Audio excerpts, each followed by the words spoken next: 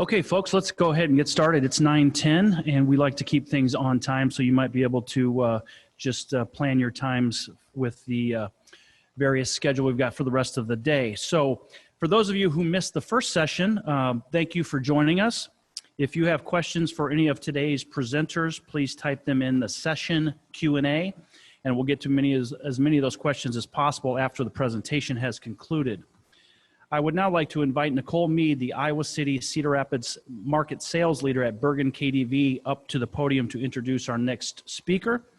Bergen KDV is powered by people who do business the Midwest way, delivering comprehensive business, financial, and technology solutions, including business planning, consulting, tax, assurance, and accounting, technology, workforce management, wealth management, and turnaround management services. Nicole, with that, I'll turn it over to you.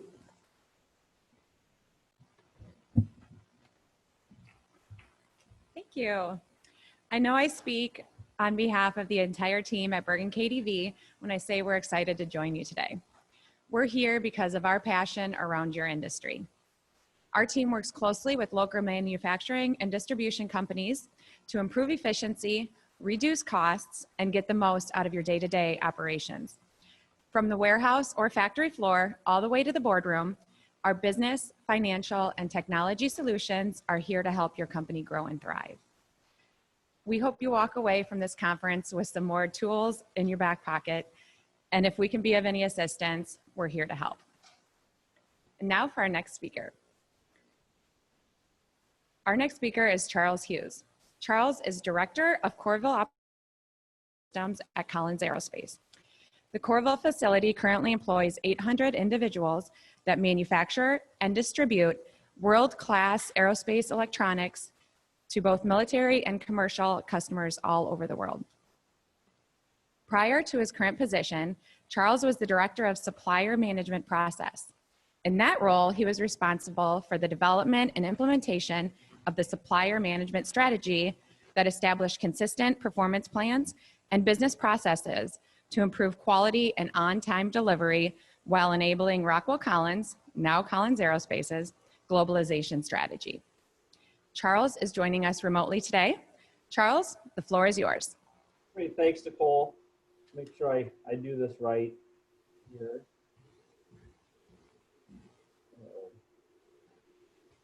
One second here.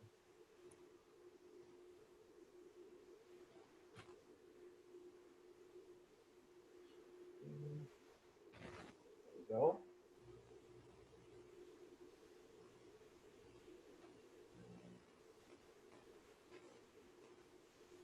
Okay. Ashley, did I do that right? Can everybody see my screen?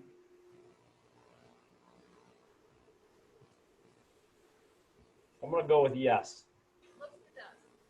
What's that? Good. All right. Okay.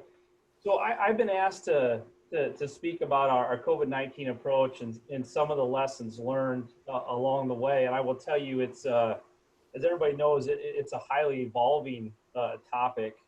But we'll share with you kind of what we've done to date, and then just we're constantly evolving and learning from this whole situation. So the first we'll talk about a leadership approach.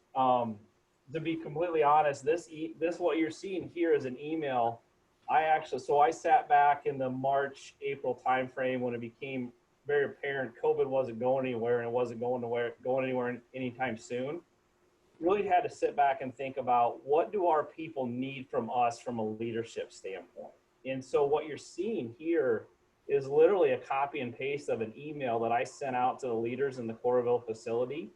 Not only was it to our 30 leaders in Coralville, but it was also to our stewards. So we are a represented union site, and out of our 800 employees, about 650 of those are union folks, and they're represented by stewards in the facility. So we included all the stewards on this, and we really wanted to just have an approach to how we wanted to conduct ourselves during COVID. And so the first thing that we told our folks is active listening, empathy, and common sense. I mean, those are things that we need for our employees. With COVID, especially early on and even now, it's a highly emotional, it's a personal topic. It's even political. in nature with what it is. So we needed to take that approach. We're having empathy for our employees because they're going through lots of different range of emotions, whether you were, somebody who didn't have daycare, whether you had underlying health conditions, whatever it may be, we needed to be empathetic to their needs. And then creating a balance amongst all three of those things was really, really important for us. There's just a level of common sense that goes into how we needed to approach this, along with being able to listen to our employees and have some empathy for them along the way. Now, the good news, I guess, good and bad news with that is that, so the leaders were going through the same thing. Leaders were having childcare issues. Leaders may have had underlying health conditions. So it was easy to relate, but it was something that we really wanted to focus on. The next thing we really said we wanted to do is we wanted to visibly lead. As a standalone site of 800 people, it is an essential site where we were open from day one all the way through. It was important for us as leaders to visibly lead. It was important for us to send that message that we're all in this together, and that, we're not asking them to do anything that we wouldn't do on our own. So the big thing for us is we said we put 2 feet in the building every day. And so we've always driven this, we're all in this together, this kind of Coralville brand. And so it's important for them to see their leaders during this time to make sure that they understand that we're not asking them to do something, that we wouldn't do ourselves. The other side of that is we really try to create the connection to products. Now, this is a little bit easier in our world, being an essential workforce, supporting the warfighter. We got letters from colonels, generals, telling them how much they appreciated what we were doing for them. So it's a little bit easier in our world than maybe it is in like a food industry. But we were able to share that with folks on, why, what they do, what it matters, creating a connection to what they do, why it's important to fighting COVID. A lot of the military stuff that we do is communications driven. And that's used whether you're doing logistically for COVID, to supporting the war fighters out in theater. So it's a little bit easier for us, but we really want to create that connection to, why we're open, why we're an essential workforce. The next thing we focused on was being flexible. As I mentioned, early on, and even now, as schools are in hybrids, in those situations, that we needed to be flexible with our workforce. So we spent a lot of time looking at folks. We had people that didn't have daycare during the day, and can they switch to second shift? So we were able to do that. If they wanted to work 4 hours in the morning, 4 hours at night, we did that. We had people in the facility that had underlying health conditions that said, hey, I don't want to be around as many people. And so they moved to third shift where there's less people. So we worked really flexible, or we're really flexible with folks on that. Where we weren't able to be, to fulfill those needs, we allowed folks to work from home. But I will tell you, out of our 800 employees, about 20 to 30 work from home, and those are mostly finance and some supportive people. But we work to be very flexible with our employees to fulfill their needs. Now, I will tell you, as a manufacturing site, and I know this is a manufacturing conference, you're when that happens and you don't necessarily know who's here what day, it's a combination of playing chess and checkers in regards to you're expecting somebody to be here to be in that seat. So you're constantly moving around, cross training, building ahead if you need to in certain areas, strategically building ahead, bringing stuff in, etc. So it's a checkers chess match that you're always in around that. But we wanted to be flexible. Last thing was sticking to the facts. It's important that if people didn't know, that they asked. Don't guess. Don't feed into rumors. That was actually this last one was one of the first things we shared with the entire facility. But ultimately, we shared all of this with the people in Coralville, not just the leaders. First off, it was a focus on leaders to understand what we expected out of them. But then it was a shift that we sent this to the entire facility because we wanted them to understand what they should expect from their leaders. And so the last one was really on the stick to the facts. In a manufacturing environment, the rumor mill is always healthy. That's one thing that never seems to get sick. And it was real important during this time that we squashed that the best that we could. Next thing we really focused on was communication. Communication was key. Communication and honesty, that's kind of the foundation of trust. In our facility, for 5 or 6 years, we have been very transparent with our facility on what's going on, how we're doing, good or bad, your work that's coming in, contracts we've won, concerns that have been arose, challenges that we may have. We've been very transparent with the facility. So our facility expected a certain level of communication from us, and it was really important to not take a step back during this time. And we continue to be transparent with them and what's going on in the facility. There are some things that you can't share from a HIPAA standpoint and some of those things, but it was important for us to keep up that level of transparency and not step back during this time because our employees expect it, but also at the same time, that's what I believe that they deserve. The other thing that we did is we really picked a theme. Early on, we really focused on personal accountability and social responsibility, and you'll see coming up, I got a few pictures from the facility and how we communicated and what you would see if you walk through the Coralville facility. But we really focused on personal accountability and social responsibility to one another. It was important for us that that people understood what they do here impacts outside of work, what they do outside impacts what happens inside of work, and kind of working for that next person next to you. So we really drove this, and you'll see early on this was a snapshot of something that was sent to the facility. It's pretty wordy, and so as we continued to move forward, we worked to refine our message. It's not we continue to refine our message. So you'll see from the top there, all the words to the bottom, we've kind of simplified it, still kept that personal accountability and social responsibility. The company actually came in and did a real nice job, and they simplified it even further. They had an Own It campaign, or have an Own It campaign that we push as well. But we worked to refine our message throughout, picked a theme, really drove it, tried to make it relatable to people. What they do here affects outside and vice versa. And then really focusing on a couple categories: social distancing, face coverings, and temp screening. Those aren't the only things we focus on, but those are kind of the most important ones. So logistically, so that was kind of our leadership approach to kind of the people side of it. This is really more the kind of logistics and kind of what we did around COVID. I would tell you in the first two around social distancing and presumptive positives, I think we were way ahead of the curve at just Collins Aerospace in general. It seemed with talking to other folks, it seemed like we got on this really early. Around social distancing and 6 feet apart and, not having gatherings. Actually, I had a couple funny stories here, so maybe not funny, but I got an email. I remember getting an email on the 6 feet social distancing very early on from our president of Mission Systems that basically said, and they had been really pushing 6 feet for a while. This was really early on.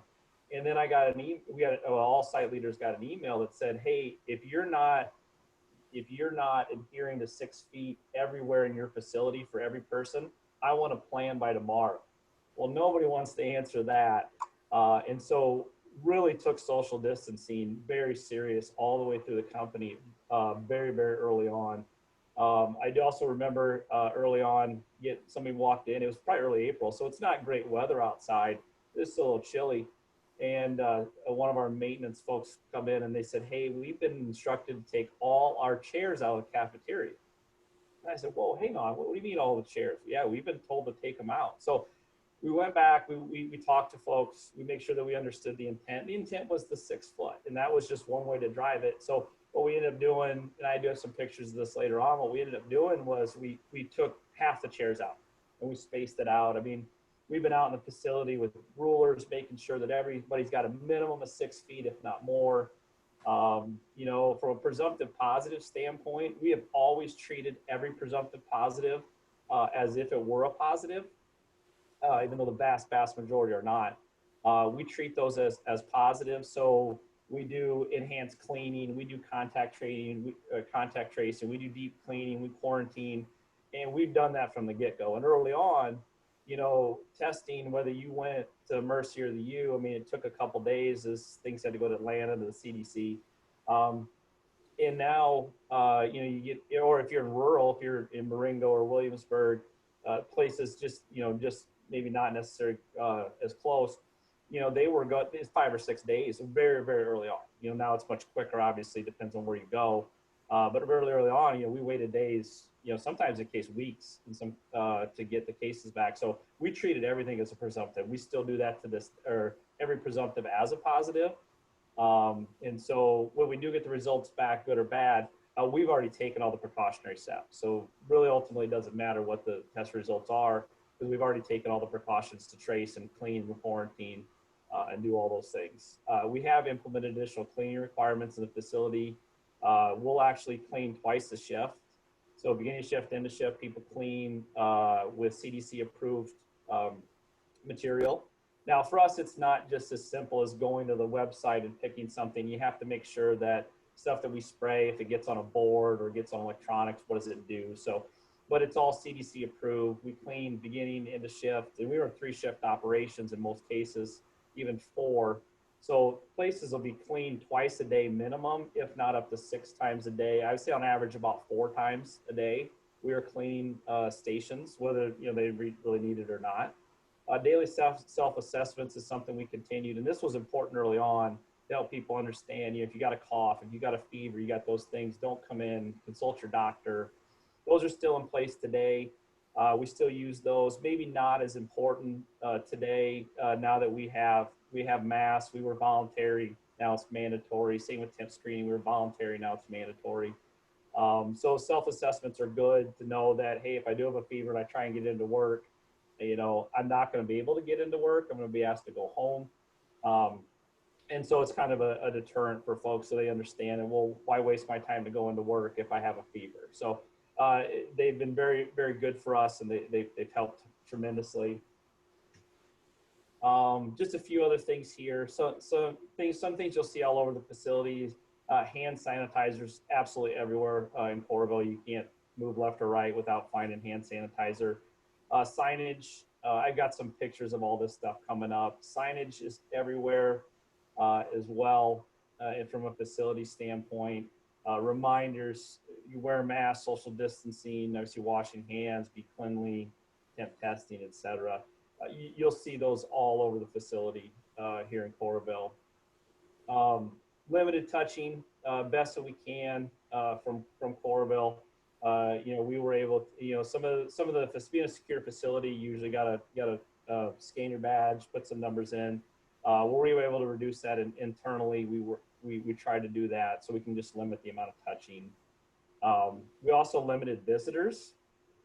That was something very early on that we limited visitors, even internal visitors. So we're 30 miles away from home base in Cedar Rapids, and folks weren't allowed to come to Coralville without presidential approval.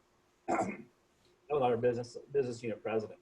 So we really cut down on the travel to limit the exposure, kind of a who you know type of mentality. Even with customers, same thing. That's changed a little bit differently. It's kind of more local control now, so all visitor approvals come through me in the facility. So we are hosting customers now. We are hosting internal folks. My timer went off. Light. So we are continuing to limit visitors, but it is a little bit more open now. I mentioned the cafeteria, and you'll see some pictures here in a second in regards to what we did to space things out from a facility standpoint. There's a different approach to food and how we serve it here in Coralville as well. So there's no self-service. We do have additional cleaning protocols. We do have social distancing requirements, and you'll see some of those pictures as well.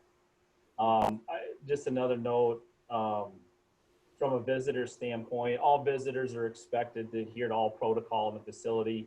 So they have to temp test when they come into Coralville. They can't move forward. Actually, all Collins sites, they got to temp test. They have to wear a mask.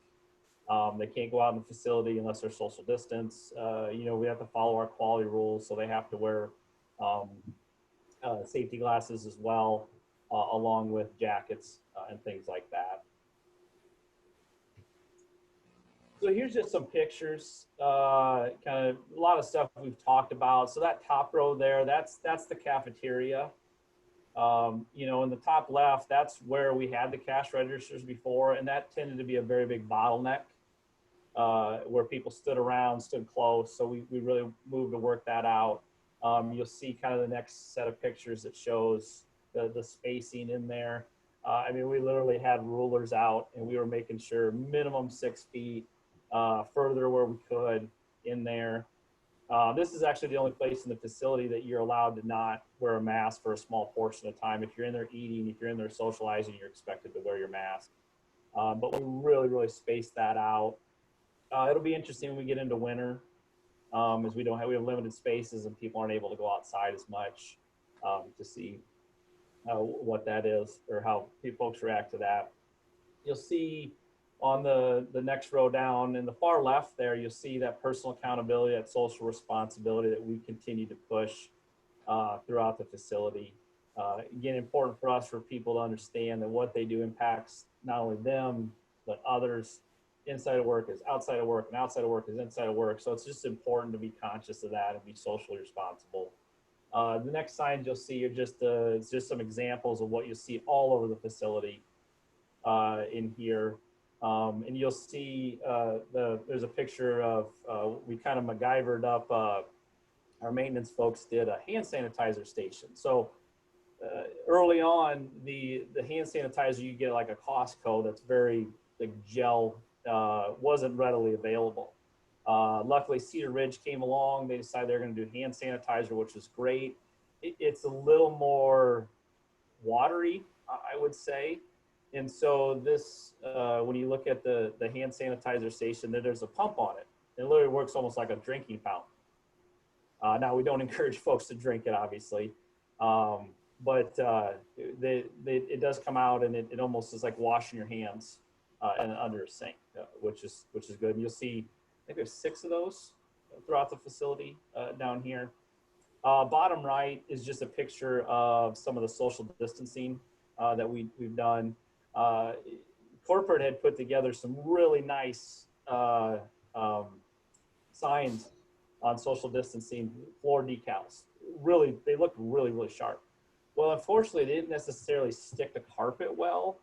So we weren't able to use those. And well, we don't have carpet, we have tile, and then tile was tough to get them up. So we went old school. We grabbed some tape. We went out there, tried to use Collins and an RTX, Raytheon Technologies colors. But we went old school and just grabbed some tape and just started taping out throughout the facility. I'll tell you another thing that we've done that's not on here. We try and, make COVID as tolerable as possible. And we've done little kind of funny reminder videos in regards to how COVID spreads 6 feet apart, things like that, just to kind of, lighten the mood the best that we can. Like I said, it's a highly emotional topic. So the best that we can kind of lighten the mood for folks, the better. So kind of the lessons learned from us. The first thing I'll tell you is that you don't have all the answers. We don't have all the answers. I'll tell you, I think Collins has done an outstanding job across the board with this. But even with that, we didn't necessarily do everything right. And we were willing to adapt to the things that we did. My wife's a teacher, and I told her, I said, I've been in leadership for 20 years. And I said, I've never been involved with a subject or with a situation where every decision you make is right and wrong. I mean, every decision, whether it's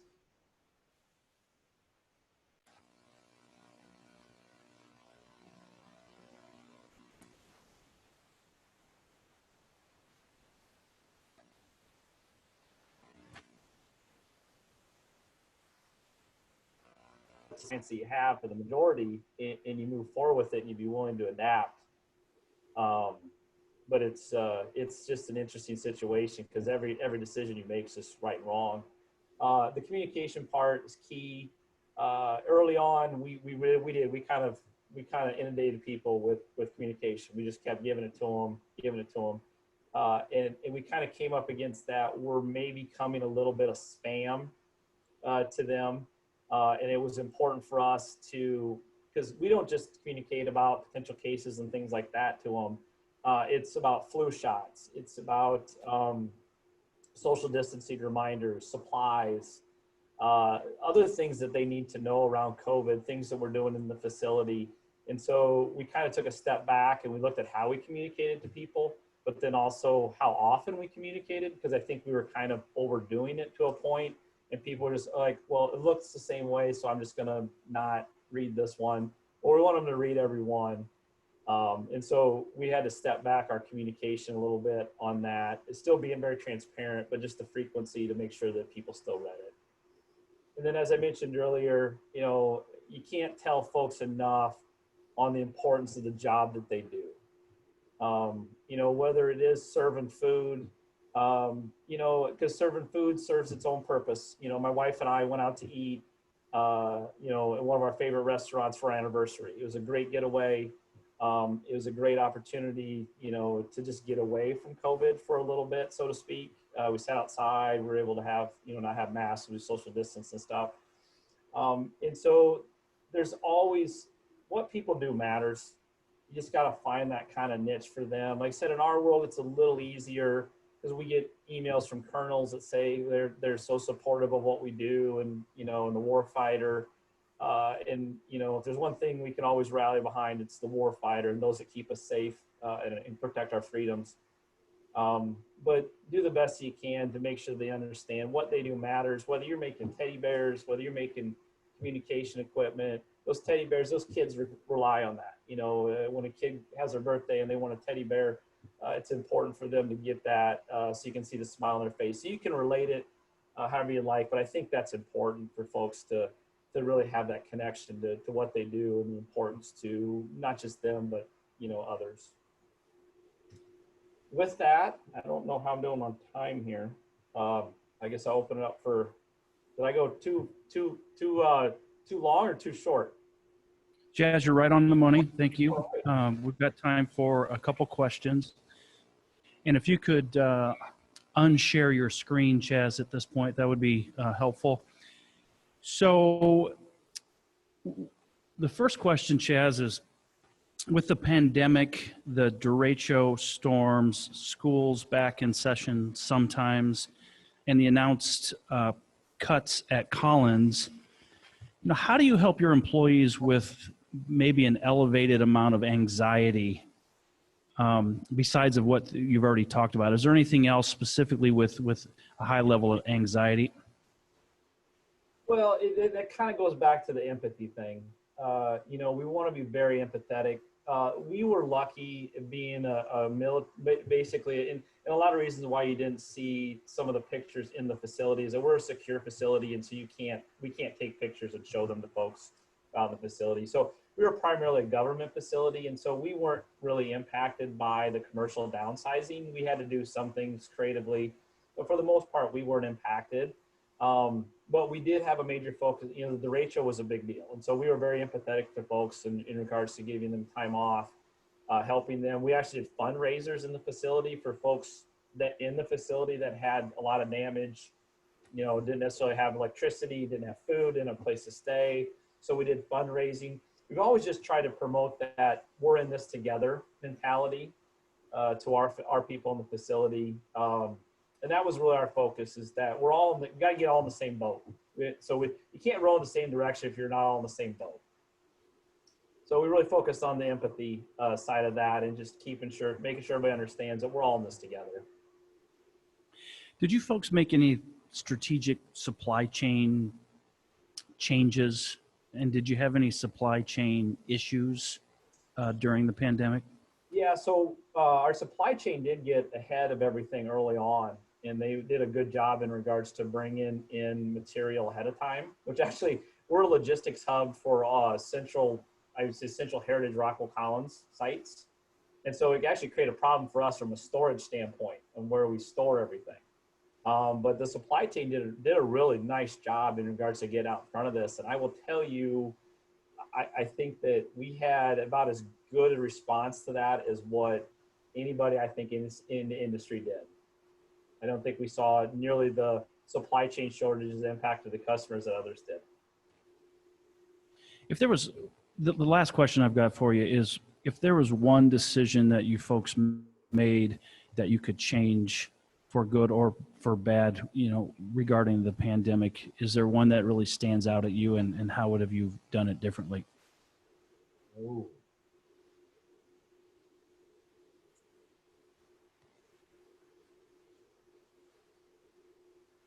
I will. I don't know that, man. That's an interesting. That's a loaded question. I should have teed that up with you beforehand. I'm sorry Yeah, about that. there's a lot of little things along the way. I mean, big things. We've always followed the CDC guidance. Actually, I think we've been more conservative around that to make sure our employees are safer. I think we've taken extra steps with that. I think from a facility standpoint, I think yeah, gosh, I don't know. That's an interesting question. There's a lot of little things that I'd have done differently in regards to how and when we communicated. Doing a better job, making sure that the leadership team is in alignment all the time throughout. We've tried that. It's tough for us. I will tell you, we've gathered people a lot. We do all hands meetings, town hall meetings, skip level meetings, stand up meetings on a daily basis. And I don't necessarily think that we adapted to that right early on. That face-to-face, that lack of interaction you can have in large groups. I don't think we did a good job of adapting to that. I mean, we've always focused on creating an environment where people want to come to work. So, doing fun things at work, and you can't do those now. You can't gather people. You can't do a Wii bowling contest in our cafeteria now. And I don't think we've adapted to that as well. And we've not figured out how to fill in that gap for our employees, to get to your point, to make them feel better, limit the anxiety, make sure they want to come to work and are excited to come to work. We haven't necessarily adapted to you can't do things face to face in large groups settings well.